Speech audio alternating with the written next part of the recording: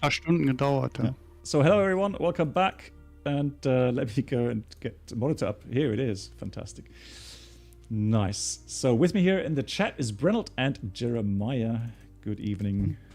Good evening, everybody. Good evening from me. So today we're flying Sierra Kilo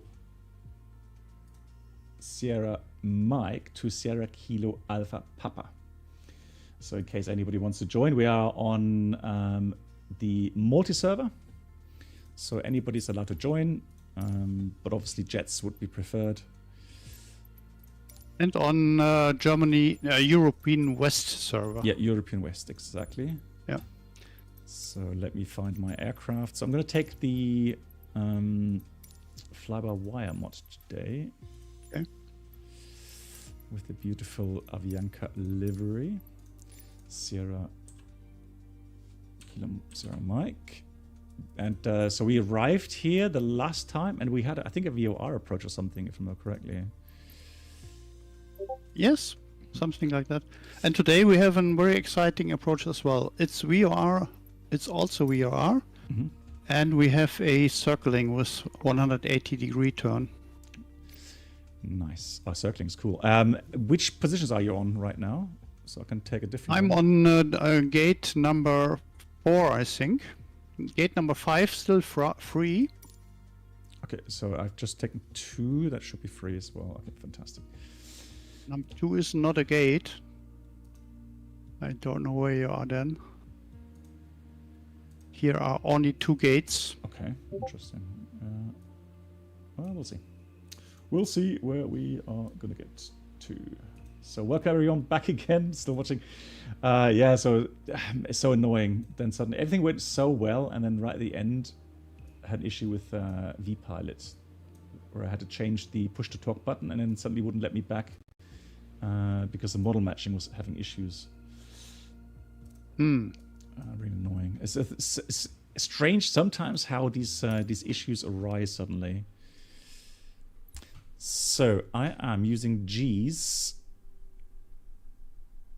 Oh, okay, it didn't load the new ones. Oh, I did install it through Sim Market, but it looks like it still had the old one installed. Okay, it doesn't matter. So we're not going to waste any more time. We are going to go ahead, fire up the aircraft. I mean, I am planning on the correct parking spot. It's number 2 for you, and for me it's number 5. Okay, there we go. And Sim Caesar, nice to see you. Sim Caesar, how are you? And Sim Caesar, I was going to contact you, so maybe if you're up for another shared flight at some point, let me know. There's someone else parked on your spot. Maybe it's a good idea to move this aircraft away. But who was here first, me or? You was first. Ah, there we go. The other one should move. Yes, move. Blackbox, one little Airbus question, if you can remember about that. On the fix info page, there is a button down where there is a beam written on. What does this thing do? Sorry, I was just setting up the camera. A beam where? When you're on the fix info page. Oh, okay. So, yeah. So let me have a look. So you enter a fix. Yeah. And then you have a beam position. So normally, Kilo Alpha Papa maybe. Yeah. So what it does, I have it in flight later. What it does, it should draw a line at 90-degree angle from the flight planned line to that fix. Okay. However, I know that some add-ons don't correctly have that. I was sure the FS Labs struggled. I'm not sure about the. Are you in a Phoenix right now?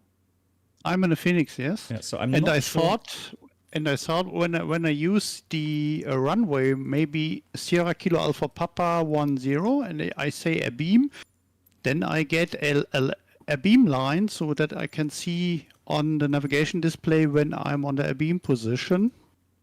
for the timing for the circling, but it doesn't do that. No, it doesn't. Draws a completely different line. Yeah, there you have to go through the other option where you enter the runway threshold. So the ICAO of the airport, and then the runway threshold where you land at. Yep. And then you have to work out the 90-degree angle from the inbound track, and then enter that into the fix.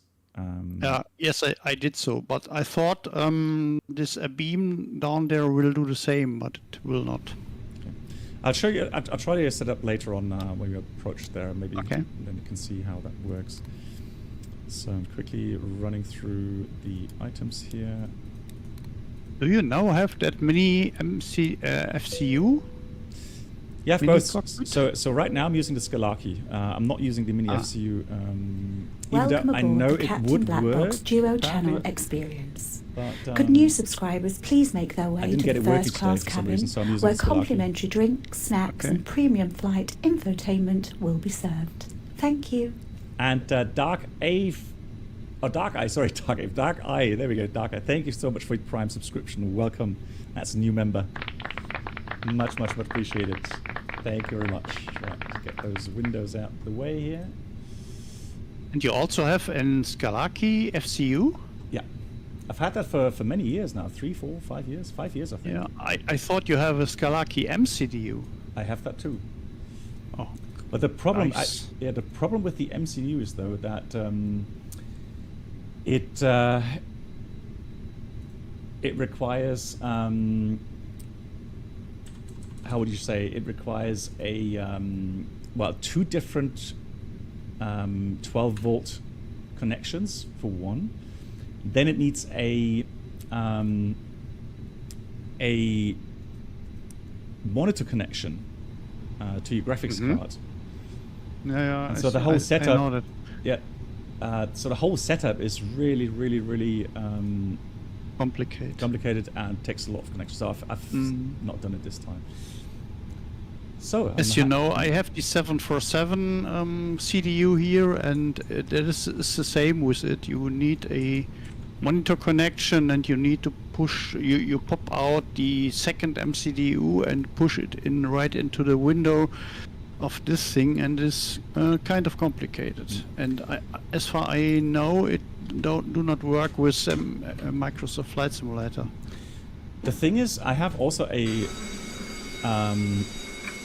MCDU for the 737, and well, it's actually 747, 737, 777 you can use it for. And the thing is, it only has one USB connection, and that works.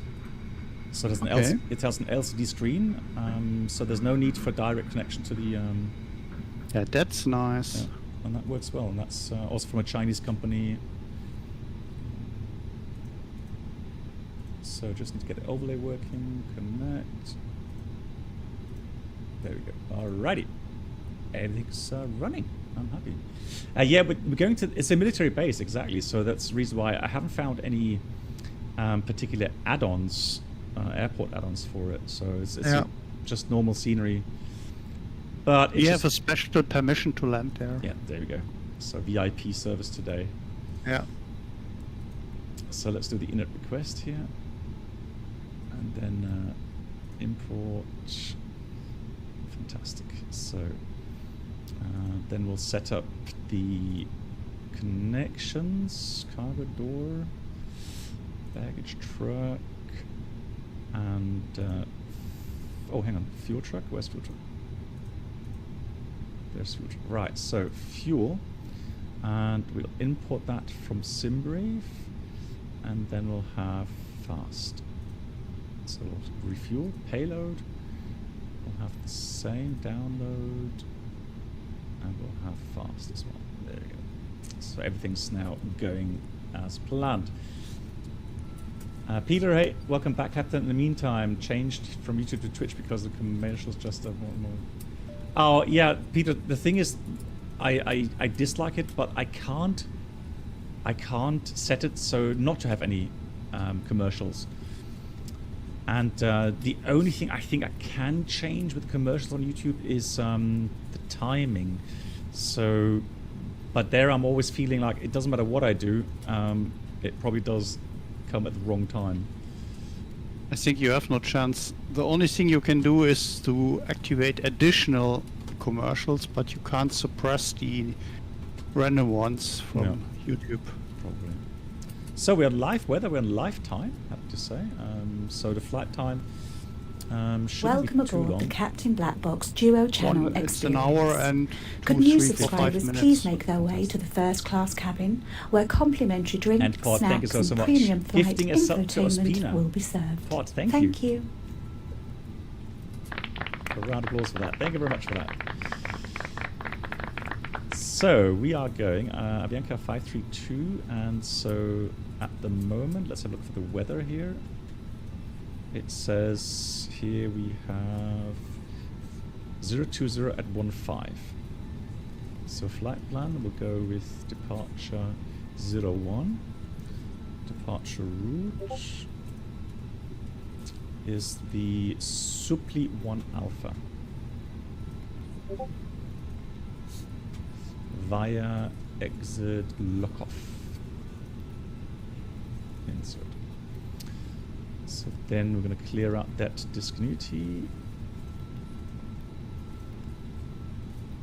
Then we have the routing, and Brennell said then we'll fly the ILS and then the circling, correct? I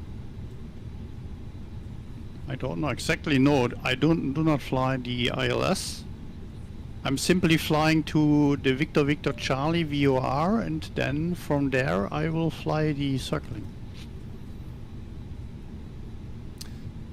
But if you like, you can do it different. Yeah, just wondering, so just so that we're on the same page, so we are landing on runway 10. 10. Okay, so what I'll do, just as it says on the chart here, so procedure, refer to procedure 13.1.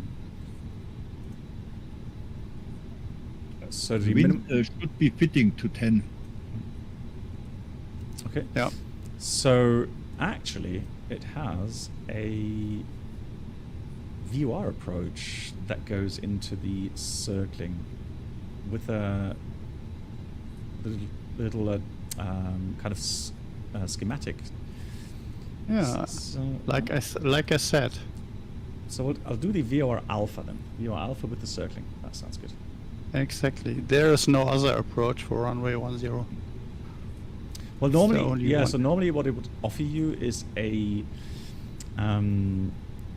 ILS approach initially, and then the circling. But it didn't have a circling The info manual. on the so The manual circling. Yeah.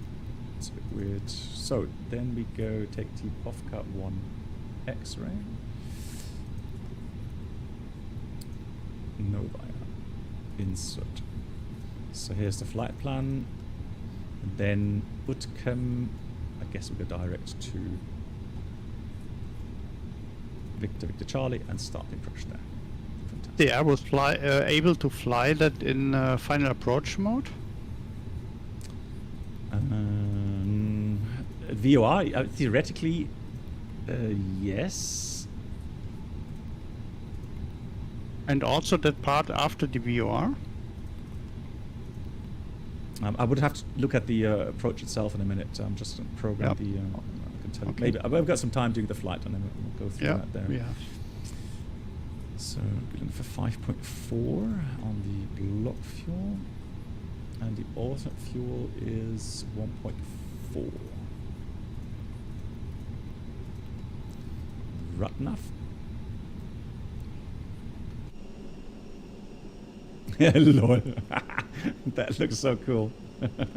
Whoever's in the viewing or parking here, well done on the parking. GG's. I don't know. It's a good balanced airplane. Perfect. I don't know how you got there, and I would love to see how you get out of there later on. Yeah, in the standard scenery, that building isn't there. Okay. Oh, that would be hilarious. So let's have a look. Is that you, Julend? Okay. That is you then. So here we go, and departure Supla on Alpha, that's the one, let's pin that. So we go and climb, well, only 40 feet, left turn to Supli, and we need to be 4,000 above at that point, and then we go via Lock-off, 10,000 above there, that's fine. So that's perfect. And taxi out, we're going to do backtrack via Alpha. Okay, so there we go. That is all Gucci. Performance, landing. Oh, yes, the landing performance calculator, doesn't it? All right. So let's see. Who do we have on YouTube? Hey, David and Steve.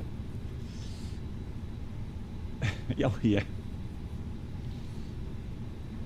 Cool. Right, looks like we already finished the boarding. So let's have a look here. And there are again at least 5 aircrafts participating. Maybe 6. Okay, nice. Yeah, it's a good outturn. Or turnout. So I think we are... begin boarding. No, hang on. No, so we are boarded, right? It's 54.4. That should be fine then.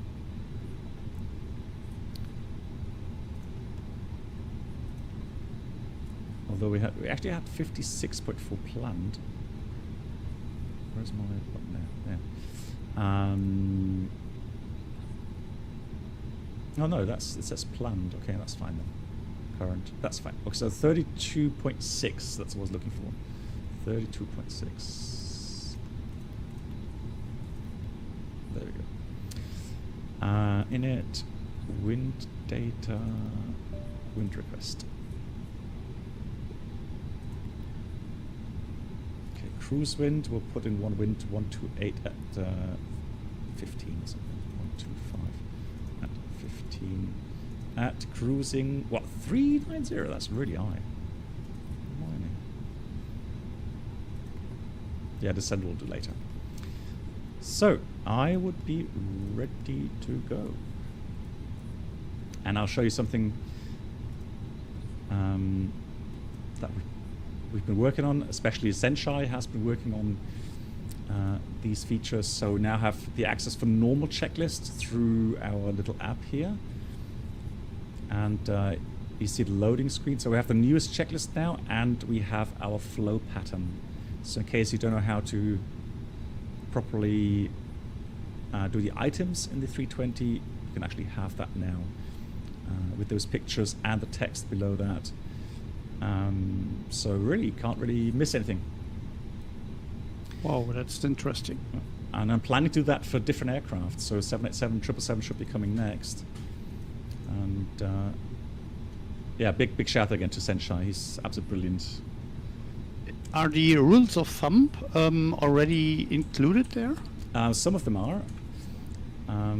But of course, also big shout out, Brennel, to you, and to Rentaset, I think also helped as well with the server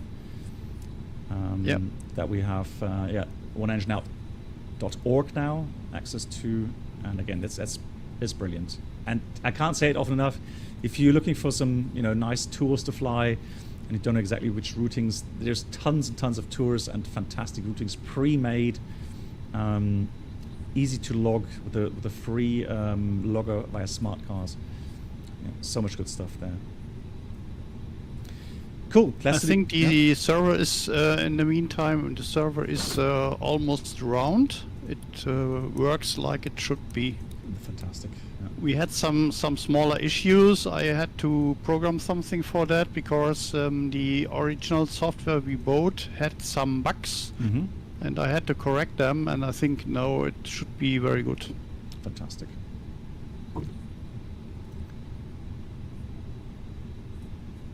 So we'll close the cargo door. That sort of thing. I think it's still bugged with the ground power, doesn't it? I think so. Okay, so I'm going to set 10,000 for the initial climb. And let's do the cockpit preparation checklist. So gear pins covers removed. Fuel quantity is 5,300 80 kilograms, balanced, seatbelts on, ADIRS or NAF, and bow ref Kinich 1009 set 3 times now. And that's the cockpit preparation checklist completed. Before start items, I think I've already completed them. And then before start checklist, parking brake is on. Speeds, thrusts, so we have... I always thought they had different separate MCDUs by now. But apparently not. Oh, it didn't have... let me put 2, and then we have, what, 30 something?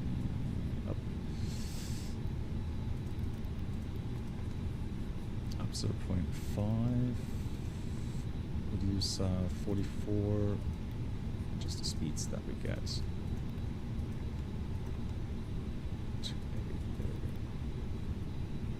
Okay, so our version 2, yeah, now I remember. Yeah, thanks, Bob. Again, welcome. So then we got takeoff speeds, so 1 to 3, 1 to 4, 1 to 8, and flex is 44, and the beacon is on, and that's the before start check is completed. So let's see how busy the apron is.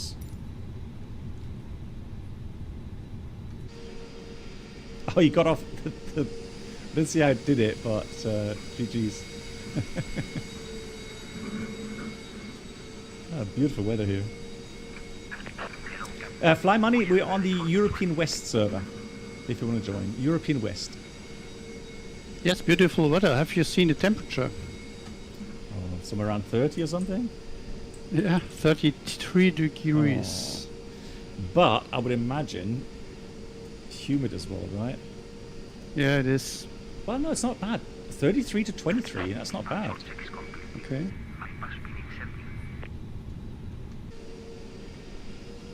And it's winter time.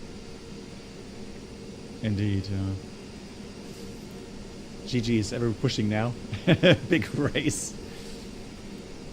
Captain Alex, Toby, we have Gilend, and next to me is Brennelt. For some reason, Brennelt showed me an Air India registration. Oh, really? I have Avianca like you. Yeah. That's better matching. And Jeremiah is already in the air. He's almost there. So, Captain Alex, I don't know, are you going to extend pushback or... Yeah, we should be fine. Famous last words. And Jolenda has a LATAM. Okay, yeah, it doesn't show. So, let's do a quick edit pushback here.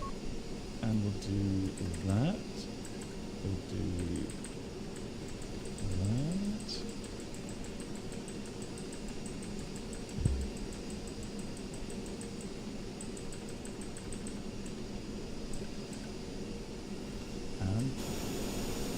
And yes. Park brake release, ready for pushback. So we've got APU bleed on, we've got the fuel pumps on, transponder going on, and engine to start. Oh! Jilinda's in a hurry. GG's, well done. You squeezed past there. Just in time.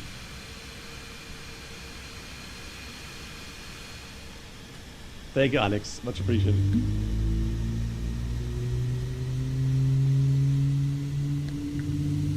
Yeah, Mundo's good idea. Yeah, you're flying along as well. Nice. And real deal. Hey,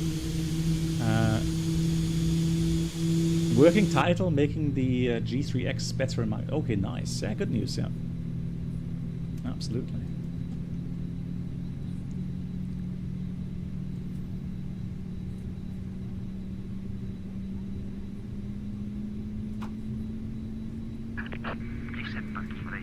Brake set. So wait for the start off to close.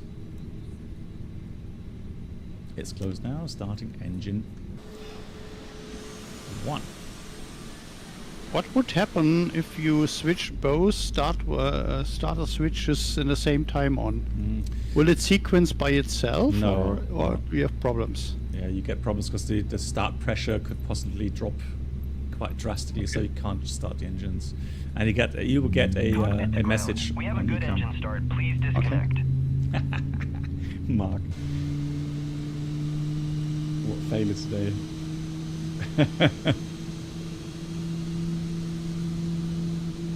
That was here, wasn't it, Mark? Yeah, that was when we flew to this airport. I remember now. Yeah.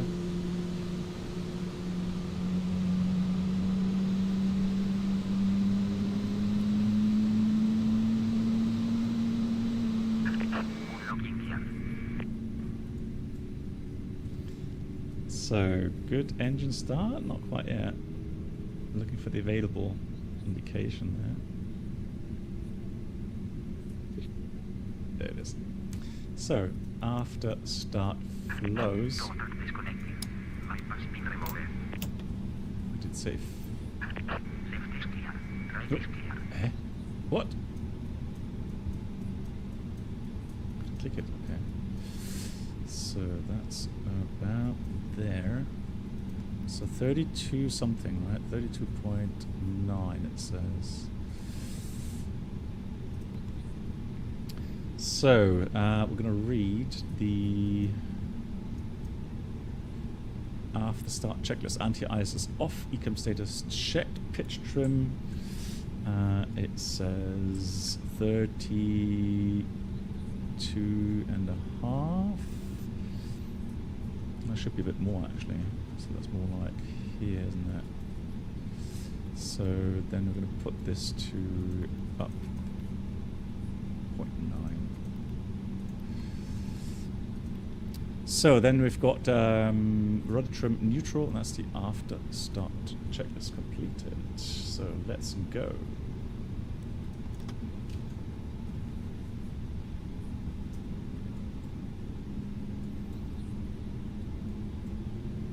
Is the engine already airborne? Let's have a look. Don't see him anymore.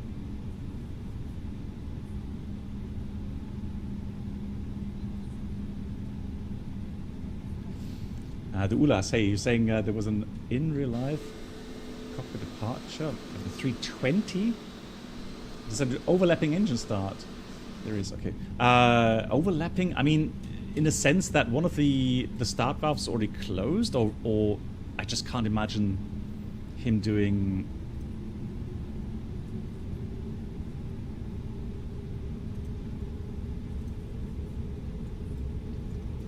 Hey Zedshai, let's get a big shout out. Good evening.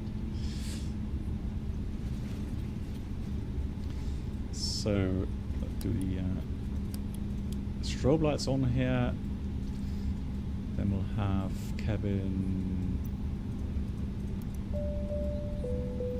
Good. So then radar, entry system. And we will read our taxi checklist. So taxi checklist. Flight controls checked. Flap setting. Config 2. Actually, flight controls checked? No, we didn't check the flight controls. Just up, down, neutral, left, right, neutral, rudder, left, right, neutral. Flight controls checked. Then radar predicted winch system on and auto. Engine mode selector normal. And the ECAM memo is takeoff no blue. And that's the text checklist completed. Lineup items. Takeoff runway 01 is confirmed. TCAS will go.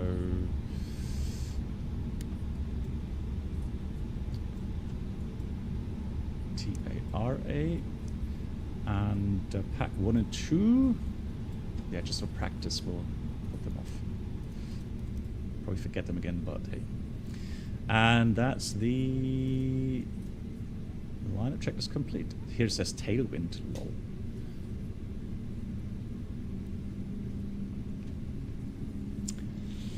No, it's not. So the thing is, in the sim, at least most often you have a direct connection from the rudder pedals to the tiller.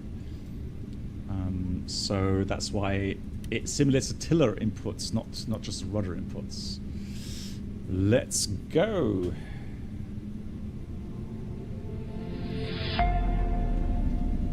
Takeoff. Manflex 44 SS auto thrust blue. Thrust set. Beautiful sounds.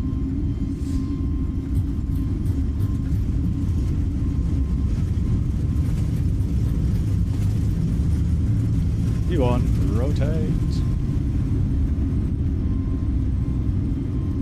Pause, right, gear up. Enough.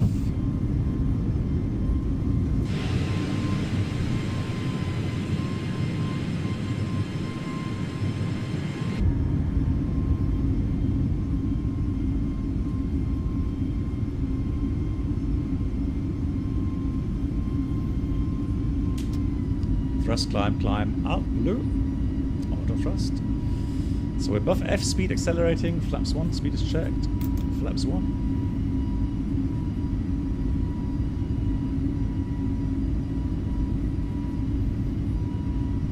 Oh man, I think it's going to be dark by the time we land.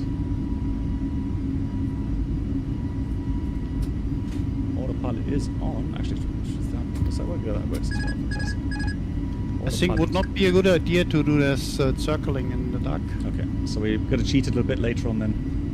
Yeah. Beautiful sunset.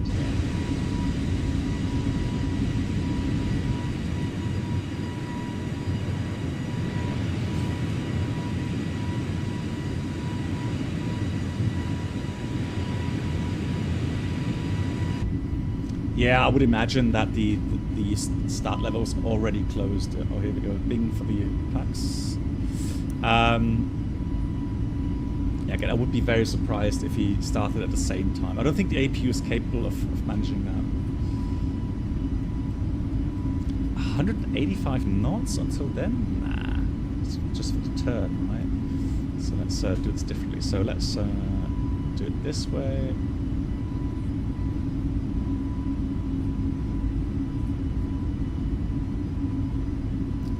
Flaps 0, speed is checked, flaps 0. Disarm the spoilers. Lights. Okay, fantastic.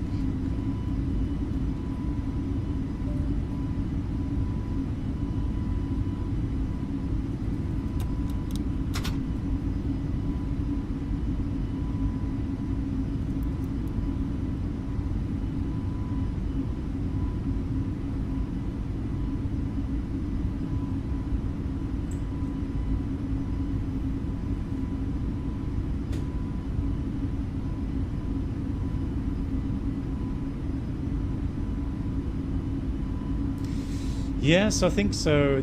I think the FS Labs had the option to bind a button to engage and disengage the tiller. I mean, that's one option to do. I'll continue climb here. Flight level 3. I think it was 90, right? 390 set.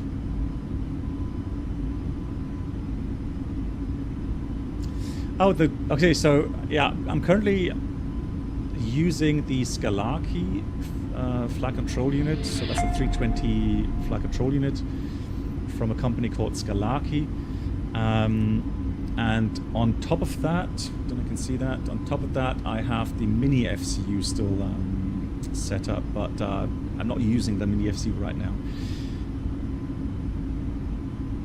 But I had played around with it on the last stream. If you're interested regarding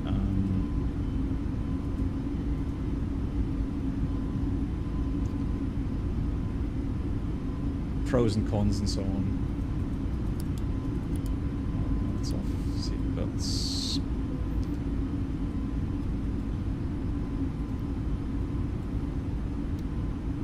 Nice.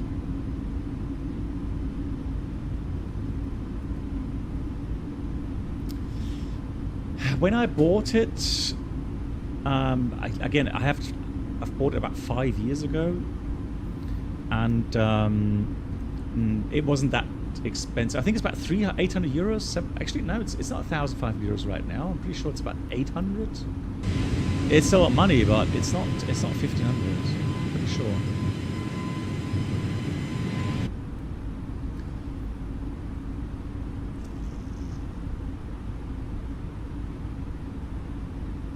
Have you enabled the replay in the? Yeah, well, sorry. So Hannes, I downloaded. So I delete. The thing is this. So I used SimMarket to delete version 1.2 or whatever it was, and then I told it to install version 2. The thing is though, it just told me as a message that there's a new version available. Let me just see if I can see which version I have. Doesn't say that in the interface, unfortunately. Settings. Just want to check. Settings. Auto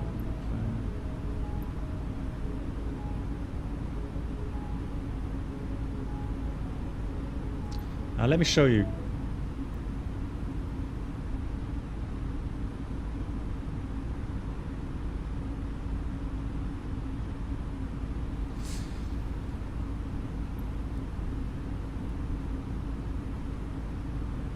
So auto replay, what do I have to?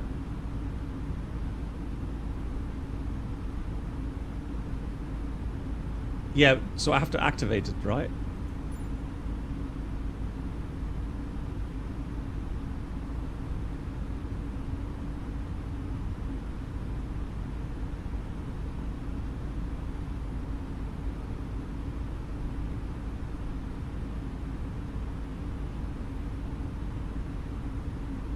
Okay, fantastic. Thank you. Yeah, keep my fingers crossed. Hopefully it works. It will be interesting. So the replay happens automatically, Hannes, is it? So when is it supposed to replay then? Peter, yes I am. Yeah, so I'm using the Scalaki profiler with D-Flight, not without, with D-Flight. That's the only way I found, and I got it to work properly. For some reason today, because I'm probably stupid, but I couldn't get the mini FCU working with the fly-by-wire mod for some reason. Because it should work with the standard drivers, which I had reinstalled. Or there's a way to reinstall the normal profile, and then it should actually be able to do that automatically.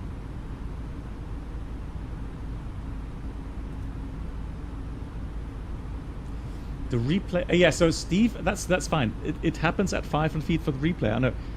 The question is, when does it replay? Because it says something about auto replay. I think it starts the capturing of the replay at this auto position, and you have to start the replay itself manually. Ah, okay. I misunderstood the auto replay. So when it automatically initiates recording when the aircraft descends at the below the altitude above the ground, the recording stops once the aircraft comes to complete stop, and then I have to replay it here manually. Okay. Ah, okay. Hang on, let me just. What does it say here?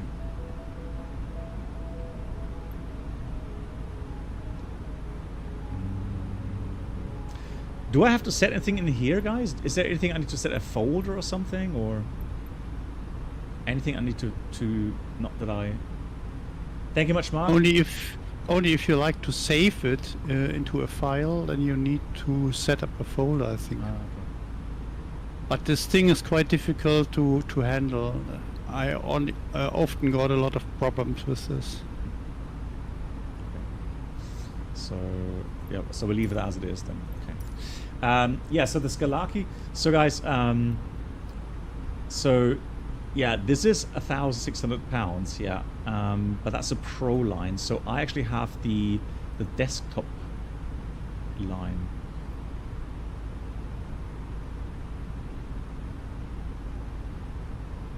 So I have this one, and that's 690 pounds for the in custom enclosure. What's the difference here? Desktop version. in custom enclosure. FCUS. Okay, so I think I have this one. So that's 860. So yeah, again, and the desktop line sits on its own, and you need two connections. You need a USB connection and a I think it's a 12-volt power connection, and then it works.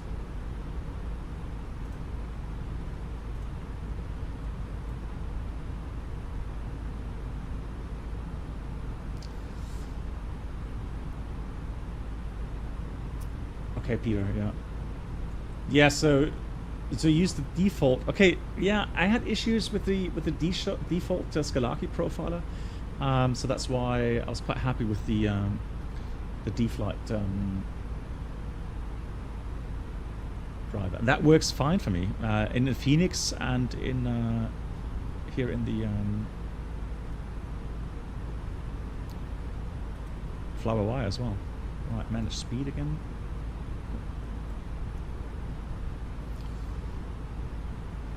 Okay, then I have 15 volt. Yeah, Peter, I did get the right. I just didn't remember which voltage it had. Yeah.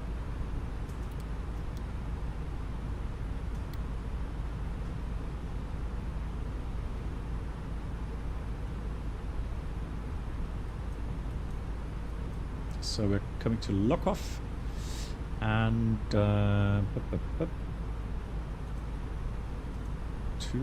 Level off. Level off. Oh. Descend. What?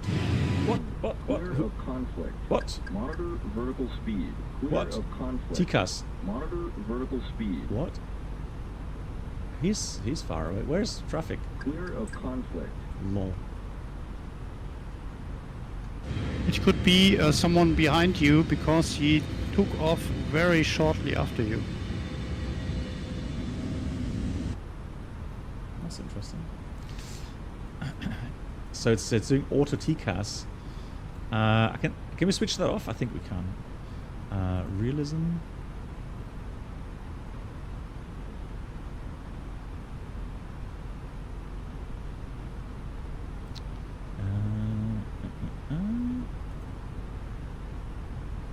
Sim options.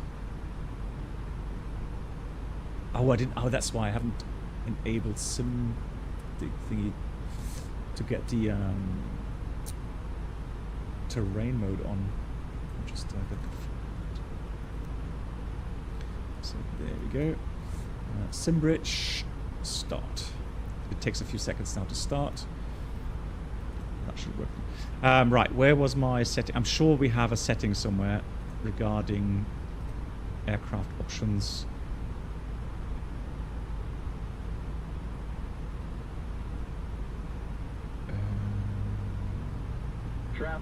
Traffic. He's ahead of me. Oh, that's... No, that's nice.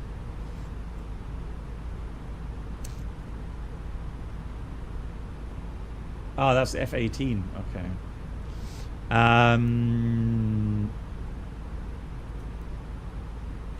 Oh, hey, Two-Tone Murphy, how are you doing?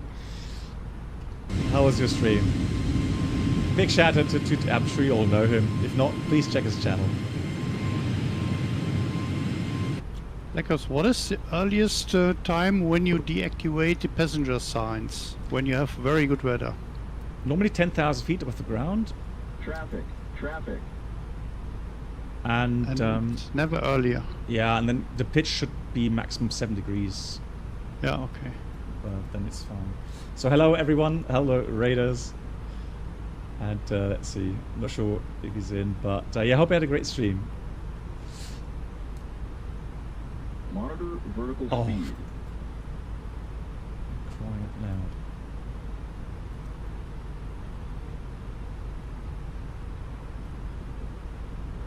He's far away. That F-18 shouldn't be the issue. I don't see the traffic close by that's causing the issue. He's 9 kilometers away. Yeah, I was almost. So, let's see.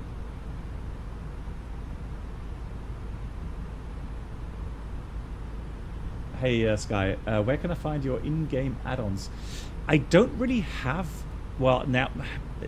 I was just about to say, I don't really have that many in-game add-ons, but in the meantime, I have a couple of good ones. So, for example, I personally really like the Flow app. Actually, I have the Flow Pro app from Parallel 40. Climb now.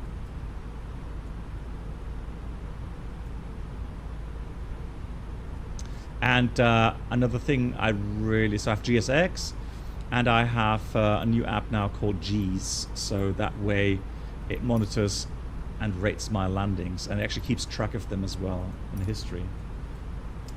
Yeah, you're right. I could go TA only. See if that helps. And I was looking for an option. I'm surprised I can't switch off auto TCAS in here. Guys, if anybody knows how to switch off auto TCAS, I'd be happy to hear. Actually, Maybe somewhere in the MCDU settings menu or so. Oh, it's a standard setting, Bruno says. You can't change it. Okay. Hey, Melvin. Hello. And Viper Strike, hello. News fan, Super Typhon, Old Veteran, hello to you guys. And Sky. Yeah, so Sky, I was just answering. I saw you write that on YouTube. I don't have a list per se yet, I think, from Microsoft, but the reason was I didn't really have that many apps.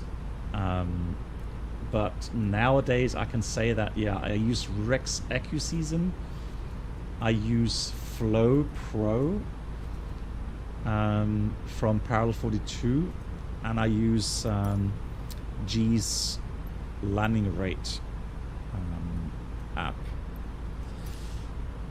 But apart from that, I don't... Well, GSX, obviously, everybody has... Well, most people have GSX. But apart from that, I'm not really using anything else.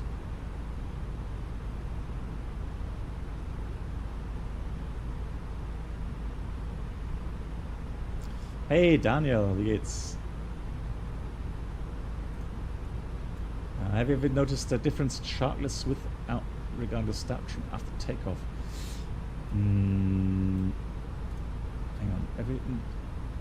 With sharkless and without regarding the stat trim after takeoff. Well, I mean, I'm not sure if it's such a thing regarding sharklets and non-sharklets, but on the ground you set the trim according to your load sheet. And sometimes, although I have to say I noticed that more on the 321s, once you get airborne and the aircraft transitions from ground mode to flight mode, the automatic trim sets in and then trims differently to what you had on takeoff. But that's really the only thing, the only difference. I'm not sure, Daniel, exactly what you're referring to. Old Veteran, Frankfurt. Beyond Lewis, you have no idea how to set up GSX. It keeps saying the stand is too small. Okay, so normally, if you pull up the GSX menu, it says customize airport positions, and then you should have a prompt somewhere with max wingspan, and if you click on the little airplane icon on that, it should take your aircraft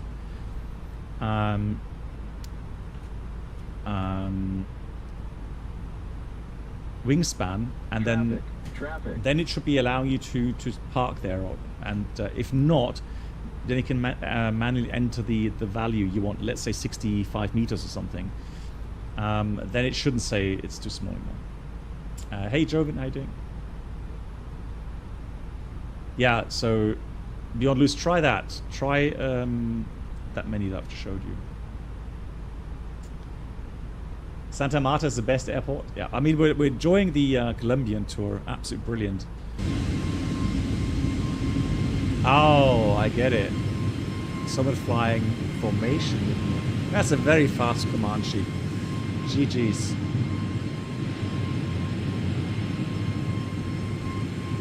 That is a very fast command sheet. Well done.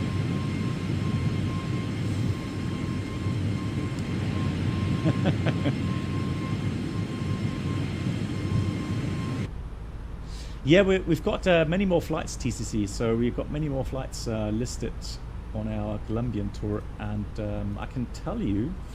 Let me have a look. What airports we have coming up soon.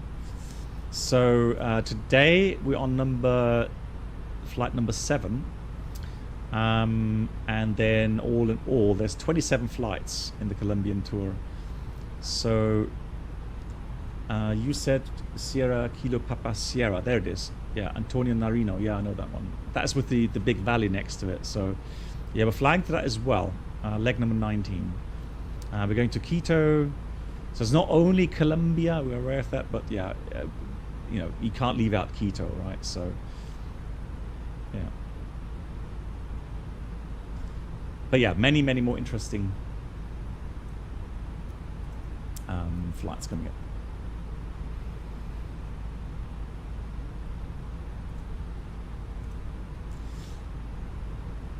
I learned recently about it. The shark doesn't do shift the aerodynamic center, which means the airplane needs to trim more during the switch from ground to air mode. Some pilots noticed it.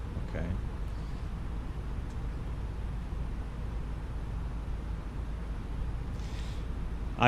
The thing is, with the center of gravity, there's so many different aspects to that. Let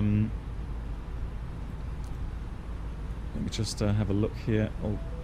Just give me a second.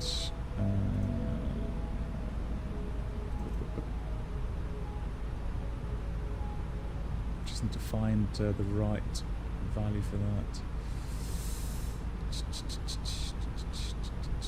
I had a really nice picture today regarding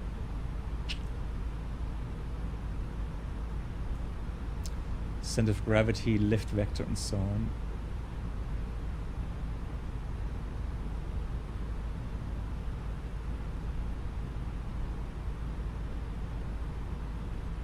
Not sure if I can find it now.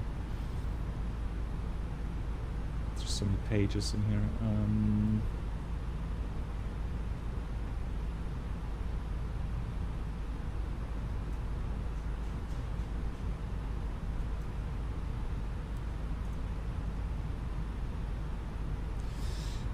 Yeah, so the CG is obviously dependent on many things regarding fuel loading and passenger loading, cargo loading, and so on. So Traffic.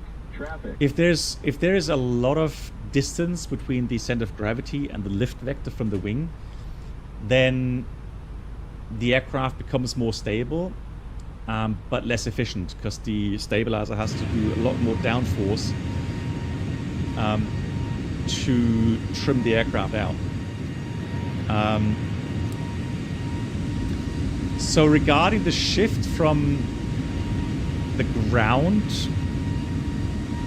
positioning, center of gravity, lift vector, and then lift off, I know that there's some pilots that think they know everything and notice everything and, you know, are so brilliant. Well, yeah, you know, it's fine. Then they are better than me. But there's so often situations where I'm thinking like, well, to be honest, it's a fly-by-wire aircraft, and it does so many things in the background that even if you think you notice a difference, it doesn't mean it actually is exactly that issue or that you know. Yeah, no. So for me, honestly, I would notice a incorrect trim setting to a certain extent, but yeah, but anything else is like, you know, yeah, well, right. Which add-ons do you recommend? So like I said, I do recommend the Flow Pro app or the Flow app. There's a free version, and then there is there's two payware versions of it. And the cool thing is that the payware versions allow you to install certain apps. So we've managed, and I say we, but actually it was Senshai mostly that has programmed this this app for us. So just as an example, there's a checklist for the 320, and below that you have these flow patterns that help you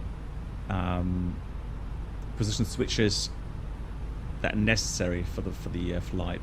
So taxi flow pattern, and so you have a quick reference right in the game, right? So same for checklists. You know, there's lots of different checklists available, procedures, tips. Somebody asked us rules of thumbs, for example, regarding rate of descent, formulas, patterns, visual pattern tips.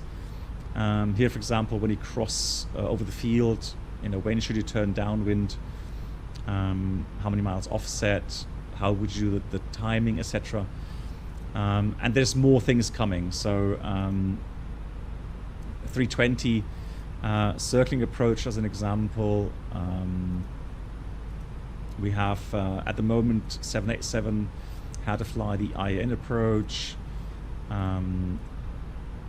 We're going to have some abnormal approaches as well, or features there as well. Yeah, like I said, it's a lot of work, but yeah, also here, you know, when we have our airport infos, we don't have all the airports, but we've got the major ones, and I'm still planning to do more in the future. Yeah, Paddle 42 is the add-on, or add-on maker. Yeah, exactly. So once you have, well, I think you need one of the payware versions in order to use our little add-on.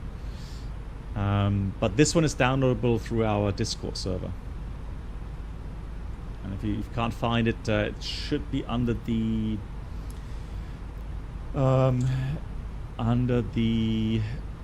section Flight Sim Help. So Flight Sim Help, and there it's one of the points there. It says Flow Add-on. Yeah, I really like the Flow app because you have so many options. You know, not just controlling the aircraft, you know, using different camera viewpoints. So, you know, you can just quickly open that app up and change, you know, visuals.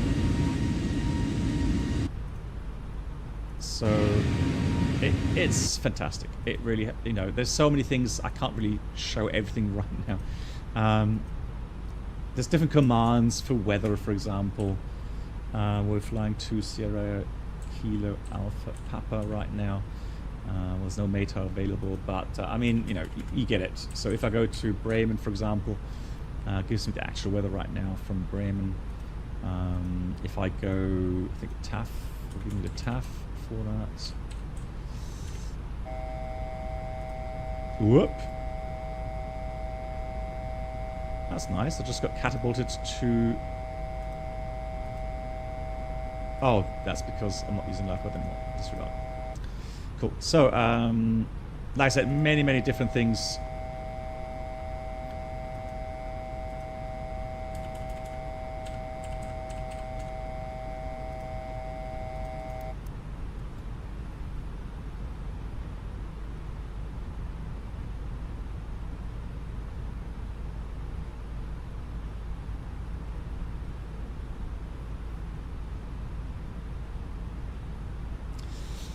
James, who has the Wheel of Misfortune? He simulates a failure every 10 minutes.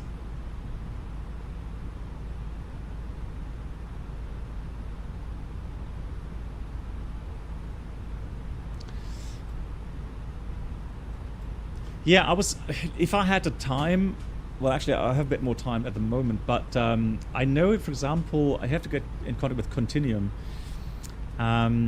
He allows his viewers through I think some donation bits or something to call up failures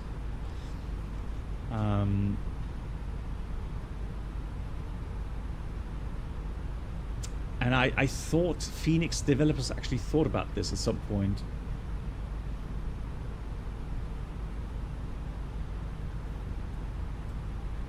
So does the Phoenix actually give you the option then to fail systems every 10 minutes?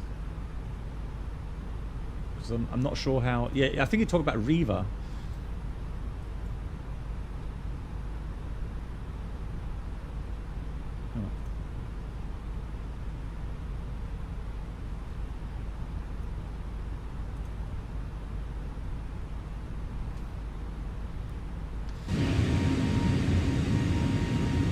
Now, while it is beautiful to watch this sunset, we are trying to land in daytime. So let me just switch that, because we do have the circling approach there. How much time do we have remaining? Flight plan 46, so about 35 minutes, 37 minutes, something like that. So not too much longer. We can start preparing for the approach. And Brendel was asking how we would fly this, or how we would set up the fixed info page. So let me show you that here on the approach chart. So what we're planning to do is we're going to fly the VUR Alpha. So we'll arrive via the Victor Charlie VUR. And then we fly the 274 radial outbound, descend out of 4,000 there, down to our minimum, which is going to be 2,200 today. Charlie aircraft 2,200. And the airport has an elevation of 1,235. So that's about 1,000 feet above the ground. That's important later on for the timing. And so... at this point, which will very likely be around about 2 to 2.5 miles, perfect for that visual circling kind of scenario.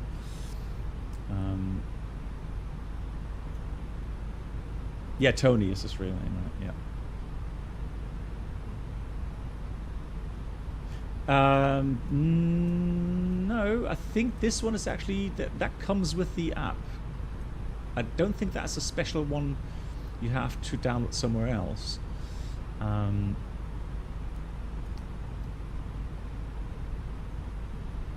Yeah, there's also some stuff for streamers. So chat, for example, you can call in here, and again, there's so much. There's things with VATSIM ATIS. So for example, is there anything on Frankfurt right now? No. Well, it's late, isn't it? So I guess it will be somewhere in the US or something. But you can also, hang on, let me just call up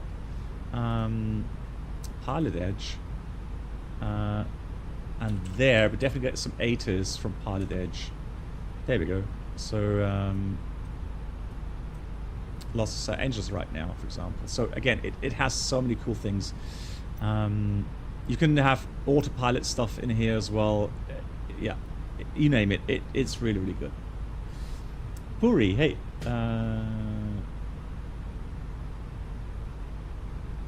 Yeah. So the real 320, the difference between the real 320 and flight simming is the inputs in the flight stick in the real aircraft is extremely precise. So, and the cool thing is, it doesn't matter at what altitude you're flying, at what airspeed you're flying. The roll rate that you command is always constant, and the G load that you input here. So it's extremely predictable, and your muscle memory then adapts to that. And then once you've learned to fly the Airbus, the inputs, again, even the slightest inputs have an influence on the aircraft. So there's no need really for huge inputs left and right. I know that there's videos out there where you see different, but I sometimes have a feeling that's for the camera. If you look at my landings, just in the flare, maybe I will do a couple more quicker inputs, but I would imagine even that probably isn't really necessary. But yeah, for the rest, yeah, it's just really precise and direct in the real aircraft. And I've always found flying the real aircraft is a lot easier than the flight sim aircraft, especially since you have these G-forces that you are actually feeling. And so any movement of the aircraft, you're subconsciously already correcting through the flight stick. Although, I mean, the aircraft itself is also correcting. It's stabilizing roll rate 0. So anything, and G load 1G, if you don't touch the joystick, it'll try to maintain that, but still, sometimes you're a bit quicker with the reaction, or you just do your normal pilot inputs, and again, it just seems very intuitive. And the only time when I found it just being a little bit weird is when it's really bumpy gusty winds in the approach. Then sometimes you would do an input and the aircraft reacts in a way, and it doesn't react quite the way you expected, but that's because the flight control computers have done an input for you, and then on top you've done something, that just the outcome of those dual inputs in that sense, it just has a certain behavior, and obviously if it's really bumpy, the weather, then you would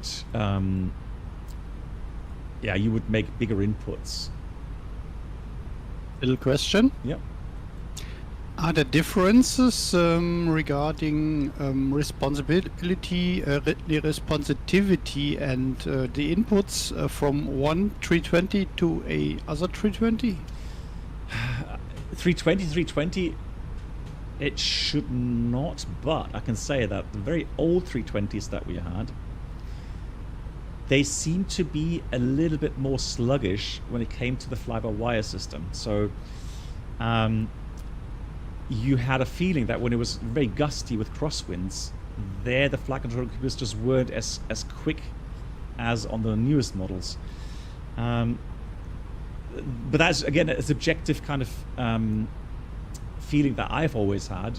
But apart from that, that's what I meant with the predictability of that kind of fly-by-wire system. So it doesn't really matter, even if between the sharklet 320s and the non-sharklet 320s, even there, during crosswind, yeah, the Sharkies had a little bit twitchier feel to it sometimes, but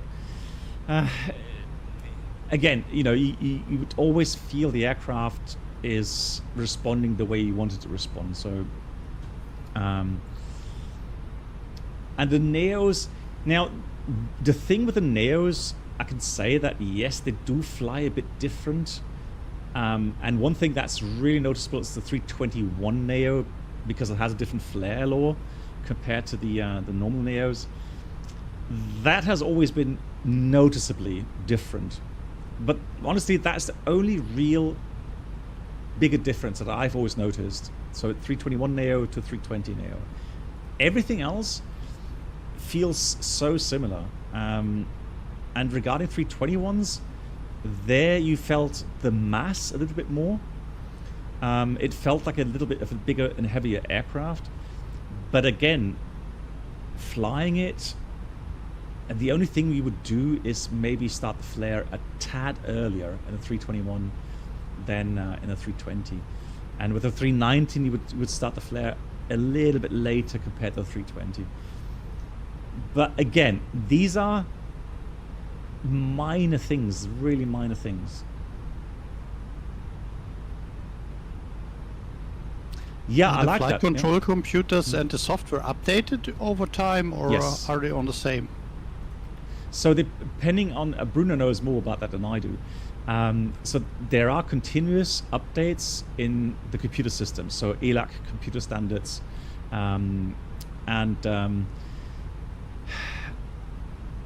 the FAC will get updates as well. But honestly, I think there may be a limit to what you can update the really old aircraft. I mean the 30-year-old aircraft compared to the newest models.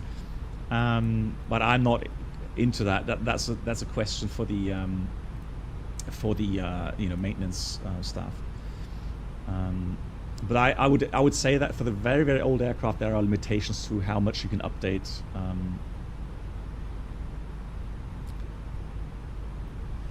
The Phoenix, well, the Phoenix is better than the fly-by-wire mod regarding system depth, with failures and system simulation. However, I'm sorry I just have to say this, but the fly-by-wire mod hand flies nicer compared to the Phoenix. So more realistic, I would say. Especially takeoff rotation, that felt completely natural. Landing, it's probably just me not being able to land this thing, but yeah. But still, for this being a free mod, again, hats off to all the amazing people that have spent their free time modding this thing.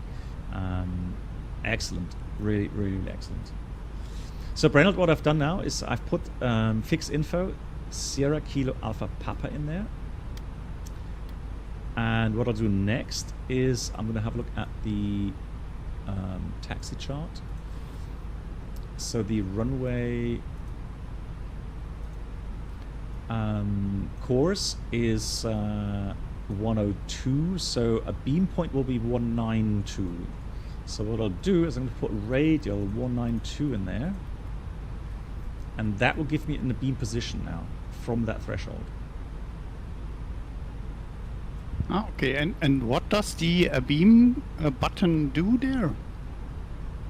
Let's just go back again. I'm just wondering about what the routing is here on the a beam. So this prompt is actually not usable in fly-by-wire mod. So if we are flying along here, and I'm going to put waypoint on. So if I went to there's a fix here called Asano, for example, right? So if I put Asano in there, that would be the one, I think. Yep. And then if that was usable, you would press a beam, and what it would do, it would go and draw a perpendicular, also 90 Grad line from the flight plan to that fix. So that way you have kind of a blue cyan line to the beam position at Asano. So if you want to do a fuel check here, let's say, it would then draw you that line to the flight plan.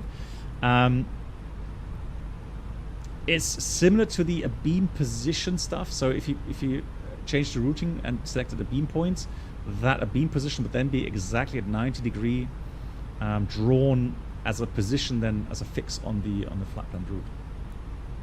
And when I'm entering maybe Sierra Kilo Alpha Papa 10 and press a beam, then it should do the same. No, because it would only do it if you had a flight routing, so a proper flight plan parallel to it.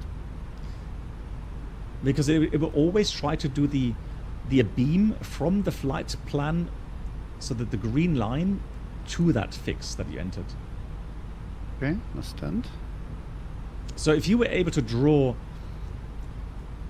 if you look at the approach chart here, if you were able to draw your own little routing like this one here, right, and then there was an active green routing, and then you enter that fix with the beam points, then it would work.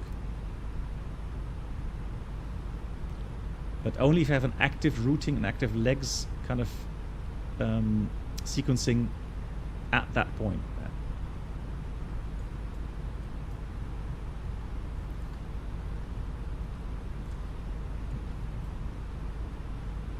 Yeah, Bruno, I don't know what the limitations would be regarding the updates from flight warning computers, or not warning, but flight computers.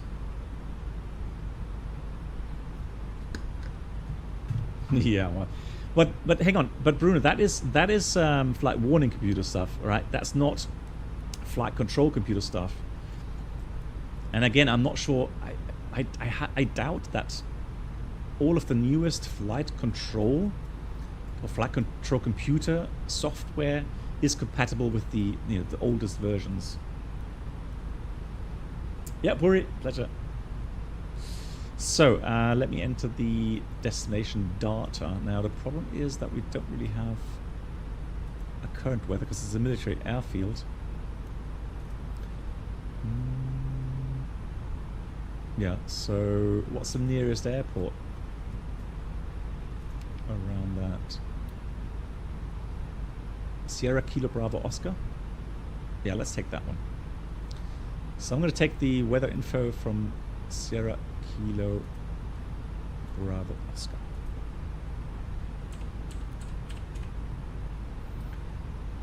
And that's going to be QNH 1026.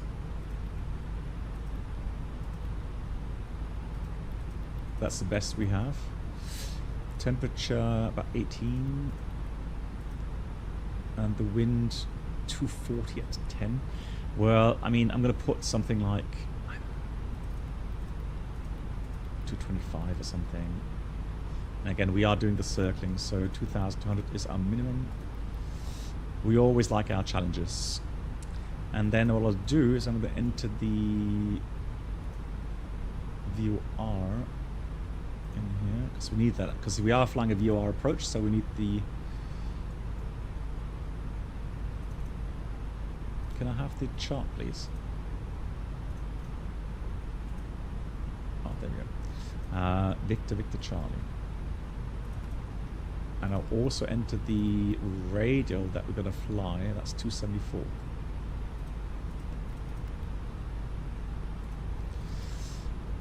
Runway length available is... Oops. Yeah, 2.5 kilometers. Yeah, that's fine. So no need to brake too harsh.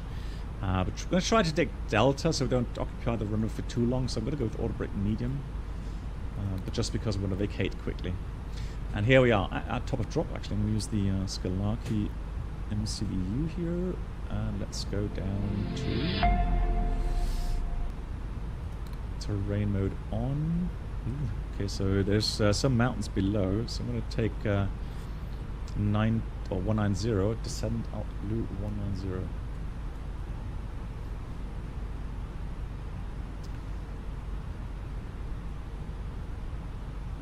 Gilend, where's Sierra Kilo Victor? Victor, isn't that too far away or something?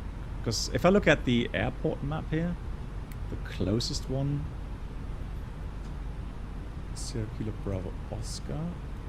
Let's have a look at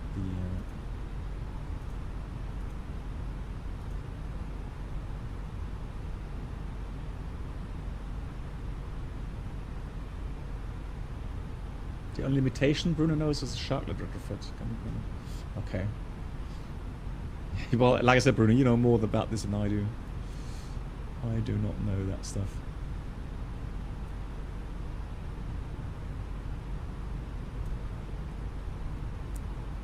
Yeah, I think, Bogota is the closest nearby. The only difference, though, is elevation. Like I said, it's 1,200 for...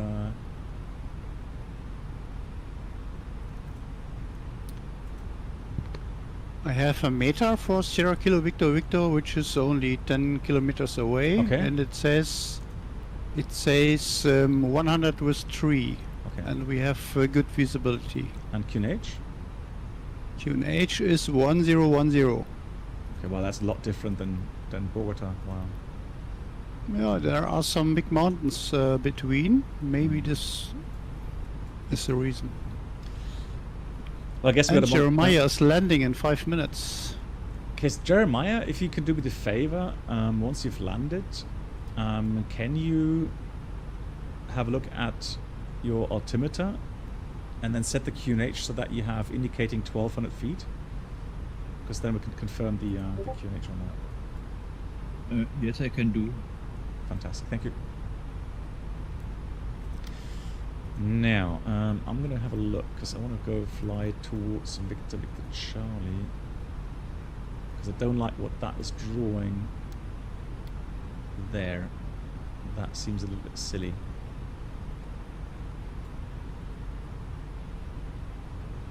let me go direct Victor Charlie from here.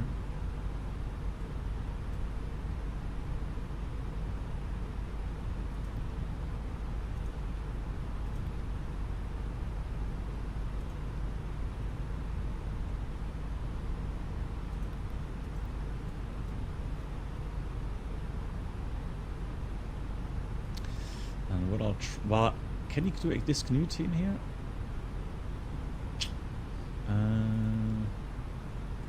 Oh, it's fine. Okay, okay, it looks all right now. Cool. So, to the briefing. So we are descending towards Victor Charlie, and we are going to fly maybe one little teardrop entry to position ourselves properly on that outbound path.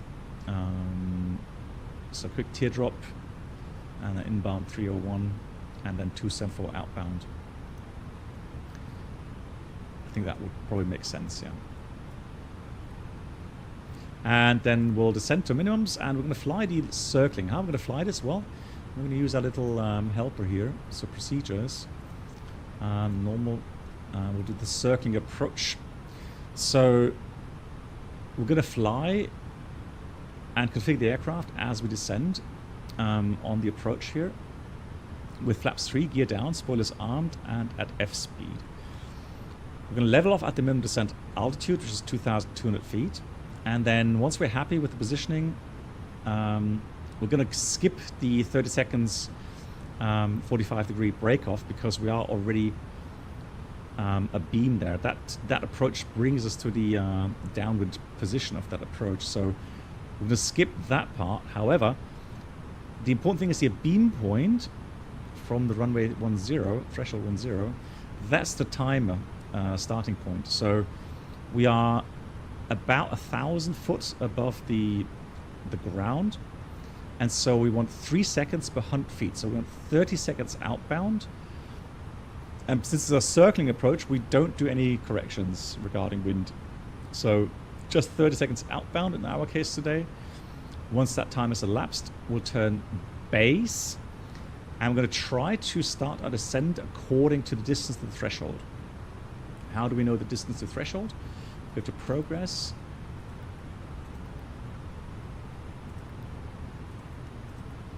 Put the threshold in here, the progress page, and then we have the direct distance to that.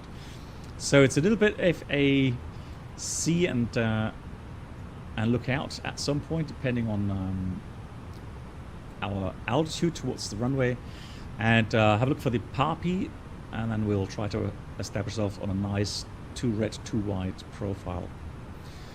In case of a balked landing, well, actually, first of all, missed approach. If we don't see the runway at that missed approach point, we'll do the normal missed approach, left turn, go back to Victor Charlie, climb 5,000 into the hold. If we do see the runway and the surroundings, we'll go continue, as I said, with that visual path. If we go balked landing, we'll continue straight out, climb 5,000 to Victor Charlie. That sounds like a plan. Checklists. Oops, 320 normal. A runway overrun protection system.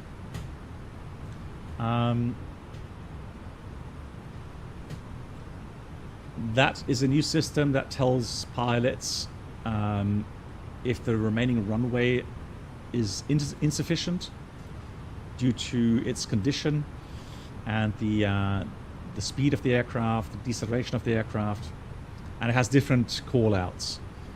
So it can actually tell you in the approach, runway too short, go around runway too short.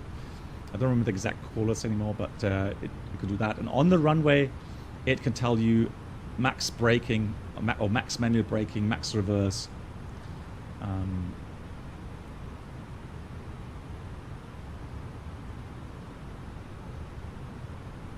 Yeah, a lot of differences. Oh, that's true, Gilendi. You can also press B. Yeah, lol. Yeah, of course. Totally forgot about that. Anyways. Does this runway overrun protection system also working on takeoff? No. I'm not sure. Maybe interesting that it can tell you when you're accelerating too less so that the runway maybe is not enough to take off? Yeah, I've not heard about that. No, I've only heard about it on landing. Okay.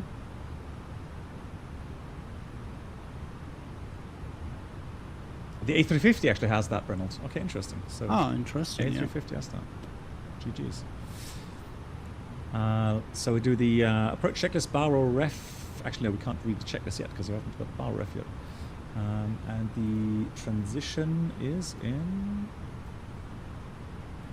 18,000. So there we go. So let's continue our descent. Let's go down to 15,000. Descend, thrust, idle, and we'll set QNH. Well, let's press B. 1013. Lol. Can't imagine that. 10. I'm going to go with 1010 first of all. All right. So 1010 is set. And there we go. So approach checklist bar F is 1010. 79. Seatbelts are going on now. Minimums 2,200 feet. Baro, auto brake, medium is set. Engine mode selector normal. That's the approach checklist completed.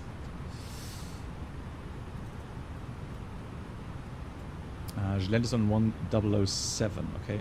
Have you landed yet? No, hang on. Have you?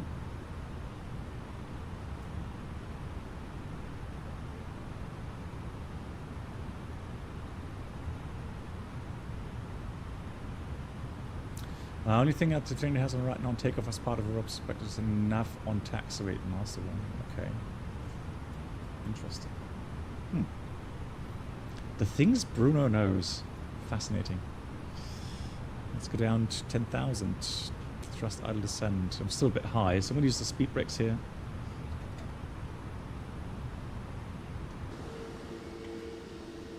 Yeah, I'm just clearing those mountains here. Nice. Nice sounds. That's cool. Oh, look at the scenery.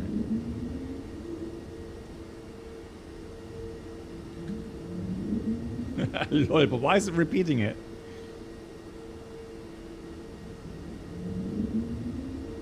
It should repeat it. Speed brakes are, yeah, but continuous. That was a bit weird. So, okay, I'm going to go selected speed here to 50 knots now. Start to take out some energy of the aircraft. And I think we can descend down to 5,000 first of all. 20 miles to go. Yeah. So go 5,000, leave your speed brakes out until we're on path.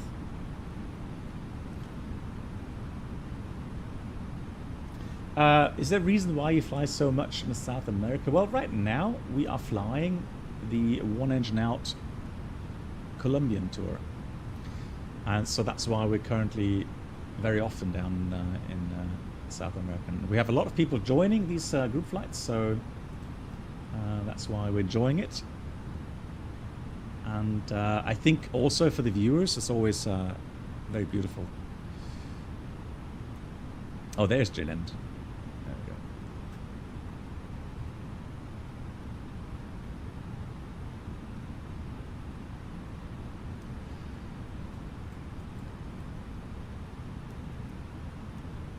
Yeah, I think it will do exactly that. So we're going to enter the holding pattern, although we're not going to fly a holding itself. But what we'll do is we're going to go 151 roundabout outbound for about 1 minute, and then we'll turn back, trying to hit the 301 inbound, and then 274 for the approach. And we'll descend into in the hold at least 4,000 for our initial approach there.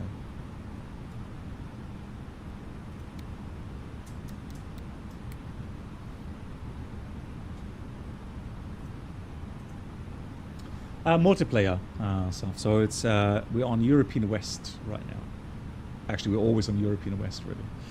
So here we go on speed. We are on path. Speed brakes back in. Beautiful scenery again. Love it.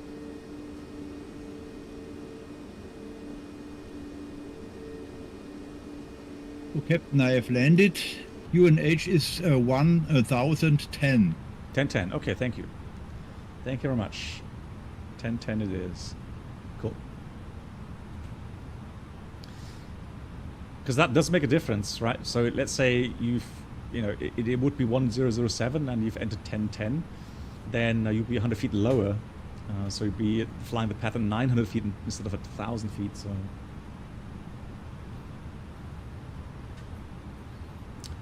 In this case, Are this kind of circling always on 1,000 feet above the ground? No.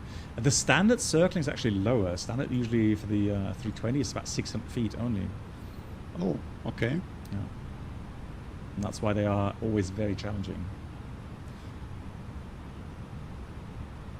But depending on the obstacle situation around the airport, yeah, you will be kept quite often higher than 600 feet.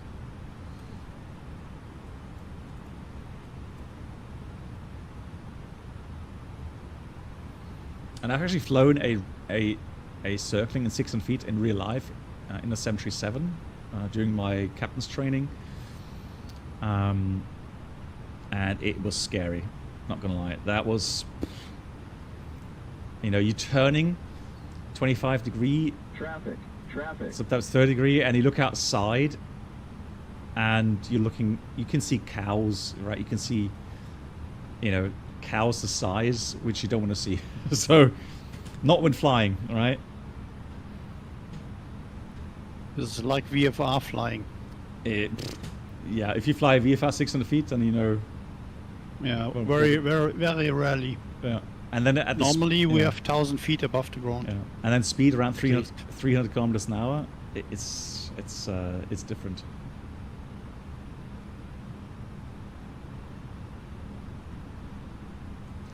I'm gonna switch TCAS off here right now. Monitor vertical speed. Disregard. So TCAS RA is inhibited. Fantastic. I'm gonna clear that. Actually, let's go level change again.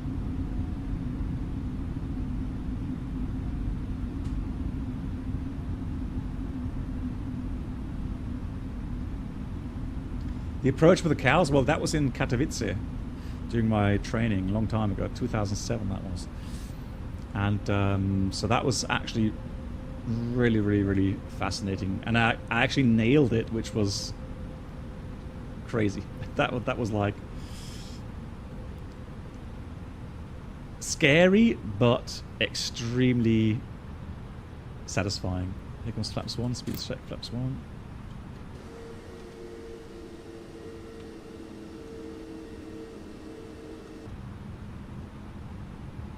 Melvin, I've done quite a number of approaches, circling approaches in my life here on streams, so time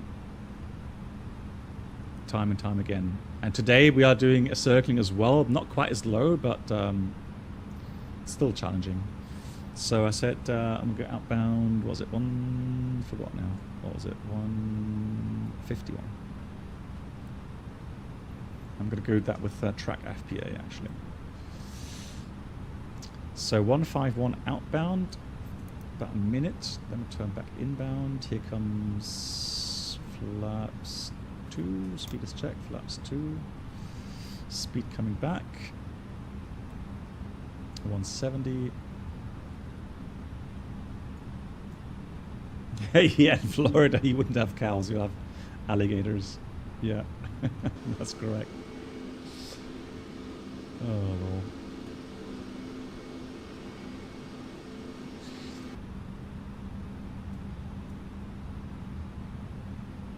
So we want to see that we come back to the 131 radial. So currently on the 157 or something. So coming up to 1 minute, 5,000. So let's turn back. So 301.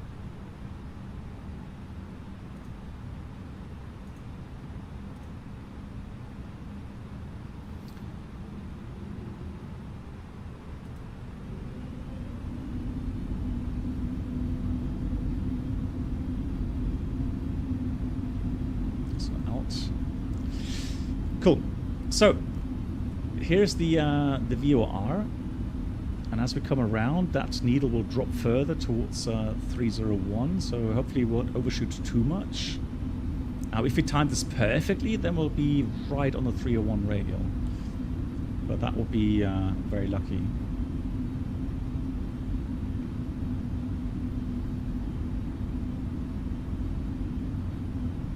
So I'm going to stay a little bit right of that. Not far off, to be honest. We're not far off the 301. So that's how pros do it.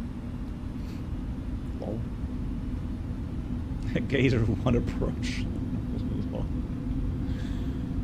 So currently 4.5 miles from that. So we're just gently now nudging that needle to the 301. And we're descending 4,000 as well. A flight path angle out blue 4,000. So we're currently on 306 radial. Or course, I should say. And then we go.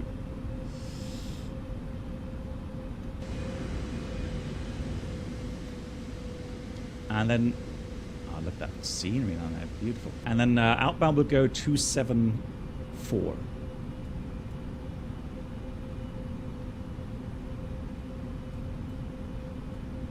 Yeah, Beethoven, no worries, all good. Yeah, oh, almost. Okay, we're getting close to the station, so don't have to be too crazy now. There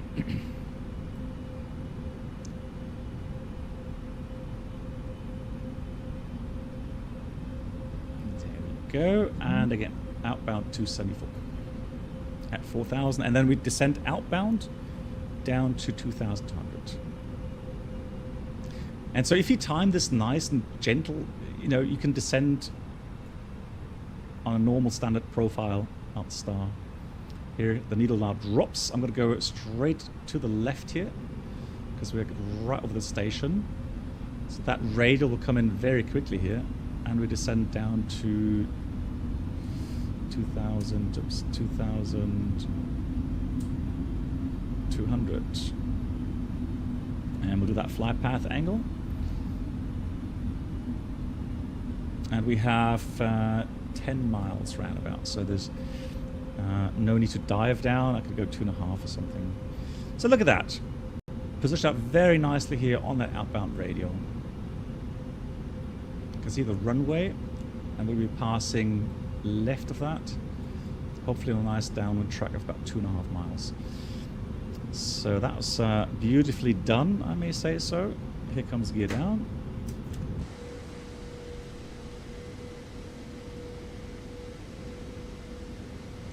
Backdrop there. Look at the mountains in the back.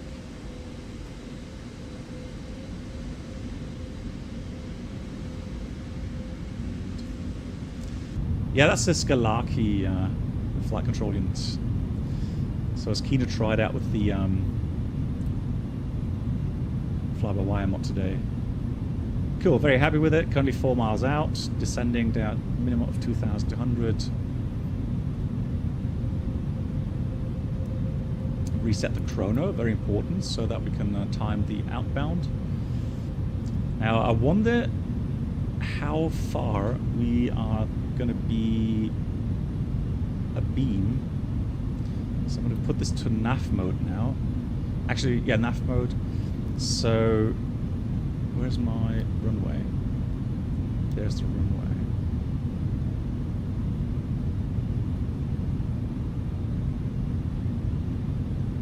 So perfect would be about 2 to 2.5 miles. That would be perfect. So got the gear down. Here comes flaps 3. Speed check, flaps 3. Gonna go down to F speed. Got the cabin spoilers arm. And all that's missing is the final flap setting in the turn. So this is one of the rare occasions where we have not full configuration 1,000 feet above the ground.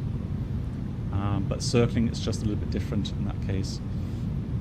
So coming up 8 miles and 100 above. Yeah, that will actually position us nicely. Maybe not quite 100% at 2.5 miles, but Minimum. continue. runways inside. So thank you much, Gilent. Much appreciated. 1010 is correct. Fantastic.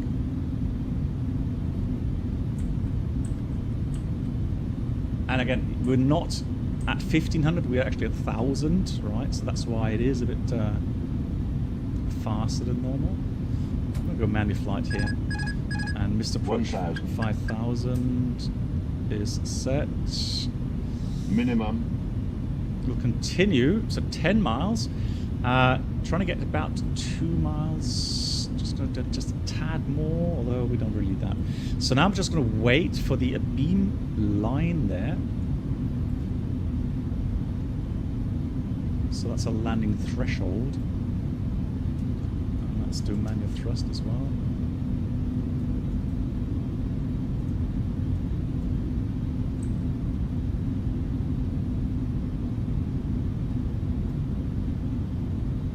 And we are abeam.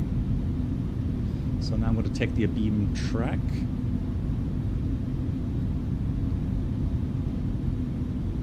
Which is, correct me if I'm wrong, 282.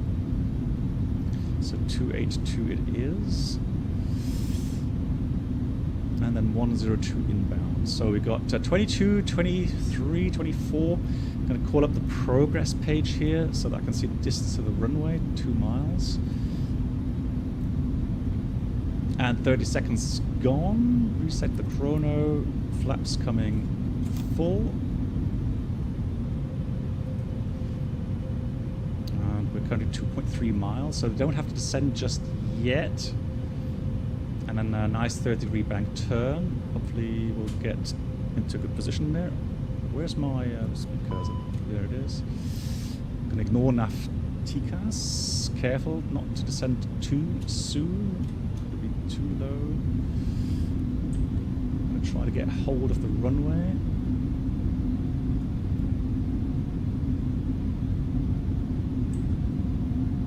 There's the runway. That's the only issue really when you're flying circling approaches here in the sim. It's difficult to find the runway, but happy with the outcome.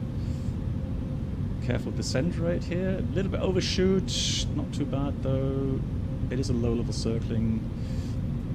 And we are currently at 1.8 miles. Yeah, should be alright. There we go. We've got one red, one white, or two whites. So on path, landing checklist. Landing checklist complete. 400. Flight directors off. I'm happy with that approach. Nice.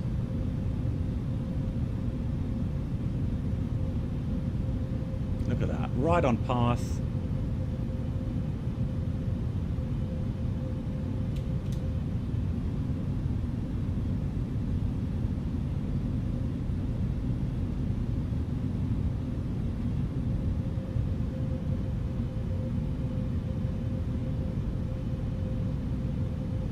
$50, 40, 30, 20, retard, 10, 5. Come on. Come on. Oh, a bit floaty. Alright, spoilers. Green, reverse the screen, and decel. So manual braking. I'm going to try to get this taxiway a little bit floaty, but hey.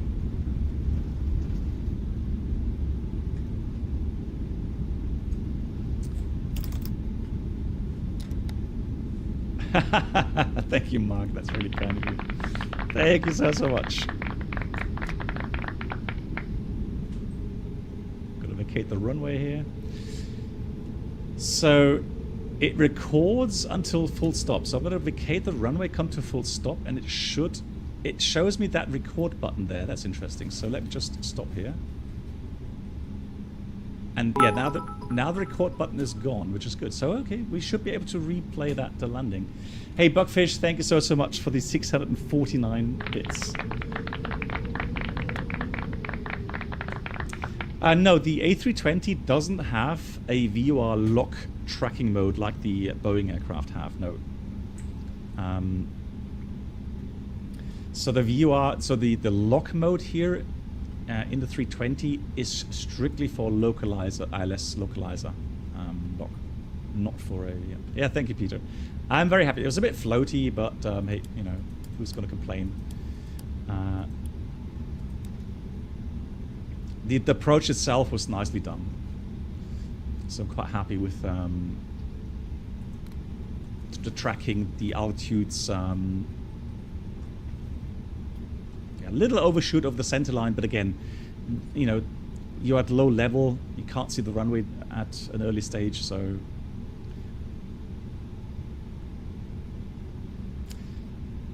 Yeah, the landing, so sometimes it gives you a G4, so 1.15, so the smiley says it was a good landing. It says standard landing, but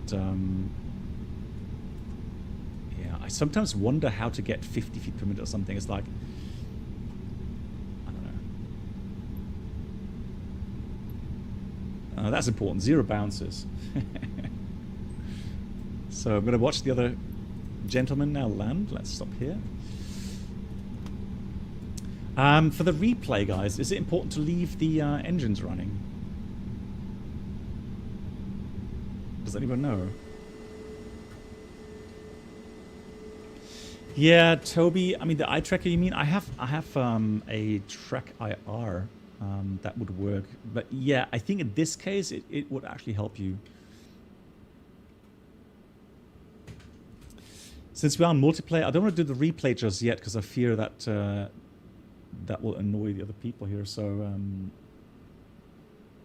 the thing is, though, so Beethoven, interesting today, my Sim Toolkit Pro gave me 217 feet per minute, and the GSAP gave me 231. But I guess that is because I did a long flare. I always explain it sometimes where I think the bad numbers are coming from. So where does it get the info regarding your descent rate? Well, it comes from the vertical speed system, right? And that is laggy. So if you do a very short flare, but a very good flare, with a touchdown, let's say at 200 feet per minute, because of the lag in the vertical speed indication, when you touch down, the vertical speed may indicate minus 400, but the actual vertical speed was only minus 200.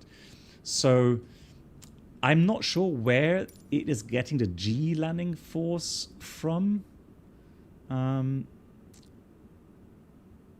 because that would definitely be much more accurate, because that is a G load that is sensed on touchdown and has nothing to do with the sensed vertical speed from the altimeter or the vertical speed indicator.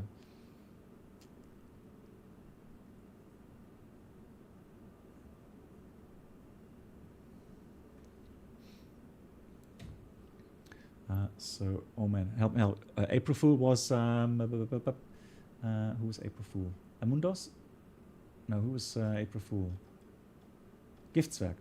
No. Hang on.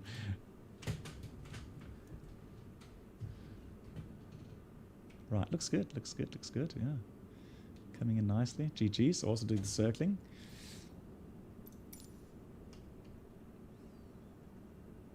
You have to remind me, guys, we need to do the replay at the end, even though it's getting late again. Welcome aboard the Captain Black Box Twitch channel subscriber experience. Hey, Can Buckfish. new subscribers please make your way to the first class cabin, where complimentary drinks, snacks and premium flight entertainment will be served. Thank you. That was a very nice approach here. Oh, the pro pilot. GG. Buckfish, thank you so much for the 34 months, almost 3 years now. Buckfish, round of applause. Thank you so much. Bob, thanks again for joining. Yeah, I'm happy to hear that you enjoyed the P3D stream. Pleasure. Bob, take care. Stay safe. See you again soon. Nice. That was a very nice approach from April Fool here. And...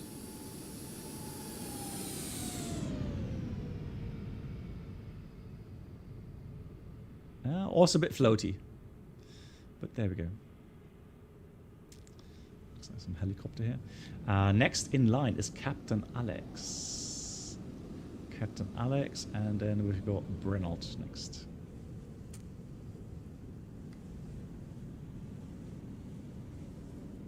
Yeah, so Beethoven, that's my question. Where would the program here get its values with the G-force. I mean, does Microsoft track G-force levels? I mean, correct values, you know, that's the thing.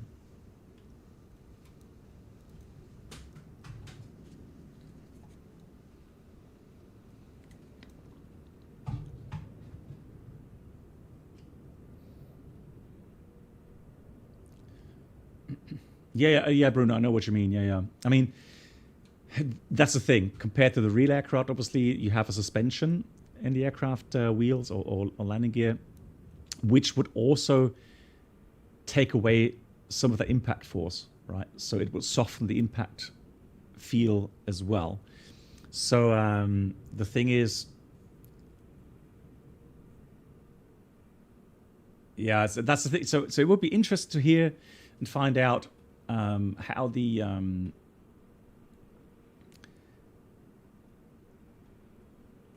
app measures that. Now let's see who's this. If you could do me a favor, if you could move just off the runway, that'd be really kind. Because there are people trying to land there. I don't mind you being here and following along. That's fine. Just a little bit off the runway. That's fine. Cool. Thank you so much. Very kind.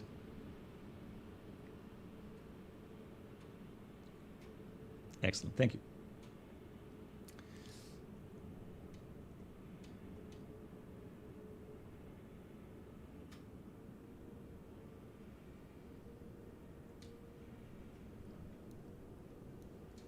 Yeah, Beethoven, and I've said it many times. I mean, we real pilots, we don't judge our landing always regarding the, you know, a soft landing. So we have different criteria. If the runway is long and it's dry, yes, of course, you know, you can use the full length of your touchdown zone, so the full 3,000 feet of it, and then aim for a very nice soft touchdown. However, there's more to it than, you know, to a good landing. So you, as a good pilot, that looks very nice. Alex, right in touchdown zone, GG's. Well done. That's the best landing up to now. Well done, Alex. Next is Brennelt. So if I have a runway that's shorter, I have a heavy 321, let's say, only 2,000 meters available, then I don't have the luxury of using my complete touchdown zone. Right, because the landing distance required would be, let's say, 1,800 meters. So I only have, like, you know, I don't know, 200 meters maybe to flare beyond the touchdown zone markers, right? And so there, obviously, the main focus will be on a you know, touchdown within those markers here, and not too far beyond that. Get the aircraft down, and don't. If it's a slippery runway, then don't grease it, for crying out loud, because it will then ruin your tires. You know, you get blistering on the tires, aquaplaning, etc., etc. So, yeah, just, you know, it's just different criteria, and the pilots will know best if they made a good landing or not.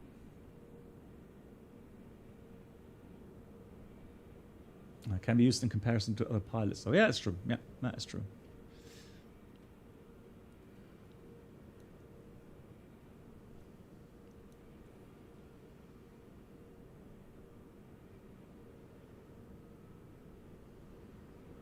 Yeah, but again, if you fly different aircraft types, it's so difficult to you know, produce consistent you know, soft landings. All right, here comes Brennelt.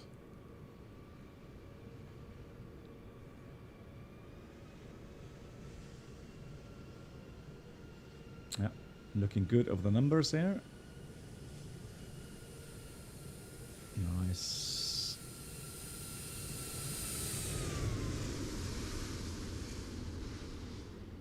Also, just a tad floaty, but I would imagine that was a good landing rate. Yeah, pull just a little bit and it floats forever. Mm. And you're in a Phoenix, or? Yeah. Oh, yeah, that's... Shoot is next. I'm happy to see that they're all flying the circling. Fantastic. And that's the last one. And then we can try and have a look at our replay. Never tried the G's replay mode. Yeah, Beethoven, thanks for watching. Yeah, all the best. If you like, on Friday, I'll be streaming again. Amundus says, Brent, that was a great flight. I would not done without your suggestion. Okay, fantastic, Amundus. Happy that you enjoyed it, and well done.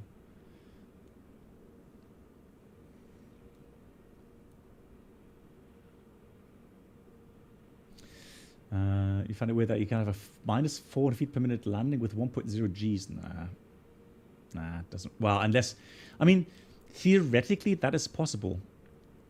If you have a very steep down sloping runway, like 2% down, so you are in a descent towards the runway, and so you touch down smoothly at 1.02 G, but you still have a descent rate, but probably not 400 feet per minute. That would be a kind of a strange constellation. But theoretically, yes, theoretically that is possible. No, that on a normal straight and level runway, no, that would be very unusual.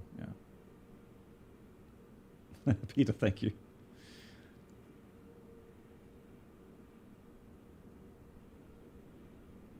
I feel really, really, really happy when I see, like it's on this group flight, I see people trying to master that approach, and it's not easy. You know, for me, even for me as a seasoned, real world pilot, I am under full concentration trying to fly that approach, knowing, you have to do so many things, single pilot concept, yeah, having people join and fly the approach, and I'm watching the approach, and I'm like, wow, yeah, they're all doing a great job. So GG's, well done. Okay, Captain, my bed is waiting for me. Jeremiah, yeah, I can imagine. 1 o'clock. Thanks, was a pleasure for me. Thanks for joining, Jeremiah. Have a good night. You Thanks. too. Take care. Good night, Jeremiah. Good night, Brynhild. There you go. So that's not sure exactly what kind of aircraft type. That's too fast for a. That's supposed to be an Hotel Alpha 420. I don't know what that is. What's a Hotel Alpha 420? Alex, yeah, well done, Alex. I think you pretty much did the best landing. It looked very smooth and right in the touchdown zone. So GG's. Good. Okay, so let me see. How do I use that replay function then? So I'll go into flight deck. The Hotel Alpha 420 is the Honda jet. Oh, a business Honda jet. Ah. So replay.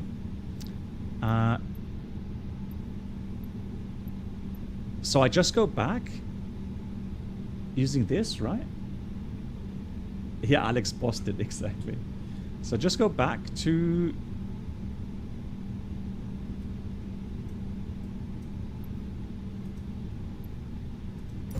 Oh, just play... Oh, nice. Hey. But hang on, I need to have flaps full, right? And I can't go in the outside view, so I have to do this in the inside view. Okay, so I have to go inside view though. There's no outside view available. You can also change the views, as far I know. No, it's not working for me. Yeah, but maybe in these recorder panel you can change something. If you pause, you can change the views. Hold on. Okay. So if I pause, I can change the views. No. Yeah, you have there a button that says camera recording or something like that. There you can set up which camera you like to see. Aha. Track 1. So I would have to... I don't know, it's weird. Okay, I'll try to play around. Yeah. It's a bit difficult to handle that thing. Yeah. I'll try to play around with it a bit, and then maybe I can get this... Yeah, it is funny. So... all the aircraft on this back.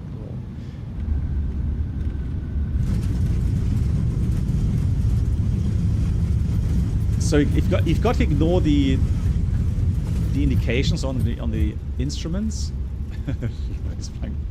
but the rest seems to be okay.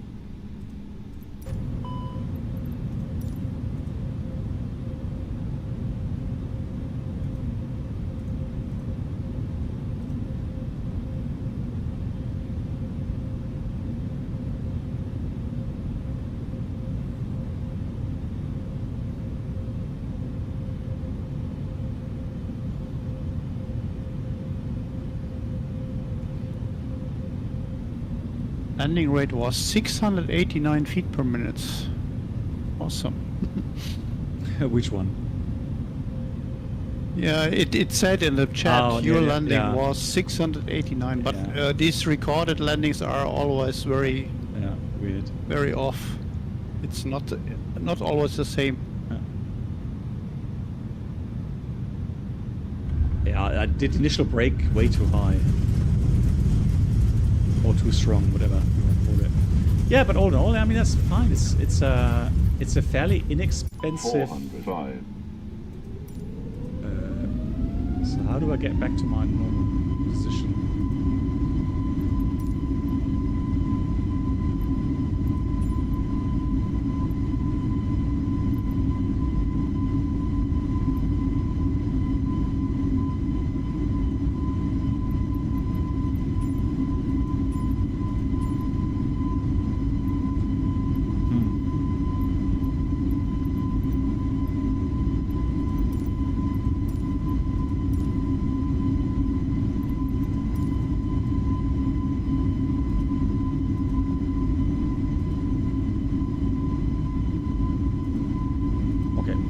Anyways, I guess we have to do this. Weird. Right, guys, thank you so much. It's getting late. Brennell needs to get to bed as well. I think it's to work tomorrow. So thank you so much, everyone, for joining on this group flight. Very nice. Again, it's so beautiful, this area. Absolutely scenic. Really, really nice. Fantastic approach as well. Friday, we'll be streaming again. Join if you like. And Brennell, I'm not sure. It's this weekend. Not sure when I can stream. But yeah, I've got some more holidays, so we'll have lots of time. Okay.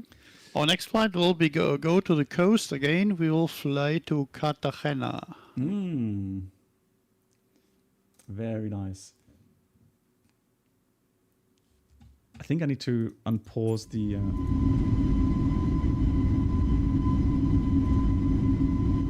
So I have a problem now with the...